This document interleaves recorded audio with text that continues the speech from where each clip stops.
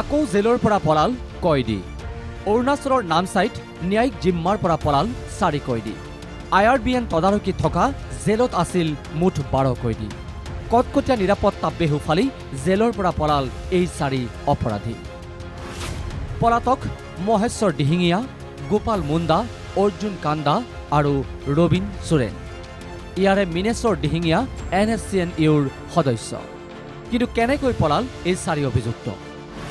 প্ৰথমে অপৰাধীয়ে ভাঙিছিল ভেণ্টিলেটৰ।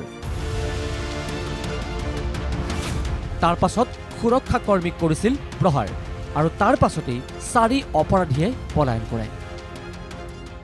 বৰ্তমানলৈকে কোনো এই 4জন যিকোনো অপৰাধী ইয়াৰ পৰা পলায়ন কৰিবলৈ সক্ষম হৈছিল। 4জন অপৰাধী এতিয়া ধৰিবলৈ বা সংসূত্ৰ পাবলৈ সক্ষম হোৱা নাই। ইতিমধ্যে সম্পূৰ্ণ আচলতে সীমান্ত সমতো তালাচী অব্যাহত ৰাখিছে অৰুণাচল আৰক্ষী। কিন্তু বৰ্তমানলৈকে আচলতে উল্লেখ কৰিব লাগিব, বৰ্তমানলৈকে এই 4জনৰ তাৰে এজন অসমৰ মিনেশ্বৰ দিহিঙীয়া অসমীয়া লোক এজন আছিল, তাত NSCN লগত জড়িত, ইউৰ লগত জড়িত হৈ আছিল। সেই কেডাৰজনো আচলতে ইয়াত কাৰাবন্দী হৈ আছিল।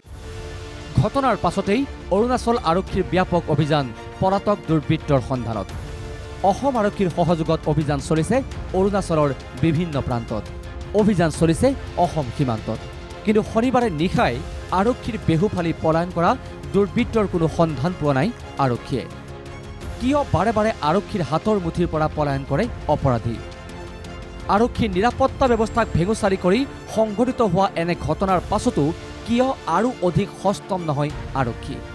এনে প্ৰশ্ন এতিয়া বহুতৰে মনত। তিনিচুকীয়াৰ পৰা প্ৰাঞ্জল প্ৰতিম ভূঞা ৰিপৰ্ট, NKTV।